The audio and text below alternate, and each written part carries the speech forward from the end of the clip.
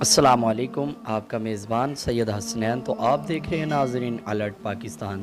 تو جیسا کہ ناظرین آپ جانتے ہیں، کالا دم قرار دے دیا تحریک لبیک یا رسول اللہ صلی اللہ علیہ وآلہ وسلم کو۔ ان اہل حکمرانوں نے، اللہ پاک ان کو نیست و نابود کرے۔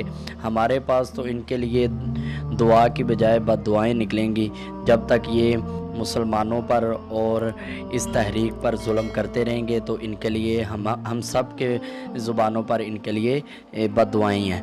تو ناظرین آپ کو بتاتا چلوں کہ یہ جو ظلم و ستم کر رہے ہیں، یہ آپ کو بھی پتہ ہے کہ یہ کن کے کہنے پہ کر رہے ہیں۔ یہ صرف اور صرف ملک میں انتشار پھیلانے کے لیے اور لوگوں کو، ہمارے پاکستانی مسلمان بھائیوں کو آپس میں لڑانے کے لیے، ان کے اندر فساد کھڑا کرنے کے لیے، اس وجہ سے یہ سارا معاملہ کر رہے ہیں۔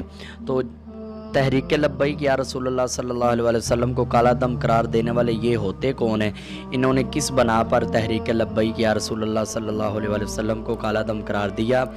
اور ان کے پاس کوئی پروف نہیں ہے کہ جس وجہ سے انہوں نے اس تحریک کو کالا دم قرار دیا۔ آپ وہ دیکھیں، آگے ویڈیو میں آ بھی رہا ہے تو میں آپ کو دکھاتا ہوں، آگے بھی دکھاتا ہوں کہ کس بنا پر ان کے پاس کوئی ایسی بات نہیں، کوئی ایسا ثبوت نہیں یہ اس ڈبو کے پاس کہ اس نے تحریک لبیک یا رسول اللہ کو کالا دم قرار دیا۔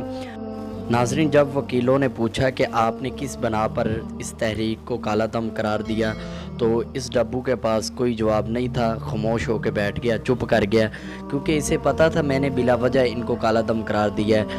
اور تمام تحریک لبیک یا رسول اللہ صلی اللہ علیہ وآلہ وسلم کے کارکنوں سے گزارش ہے کہ آپ ان کی باتوں پہ دھیان نہ دیں، کیونکہ الیکشن کمیشن کی طرف سے اور عدالت کی طرف سے پیغام نہیں ہے کہ اس تحریک کو کالا دم قرار دیا گیا ہے۔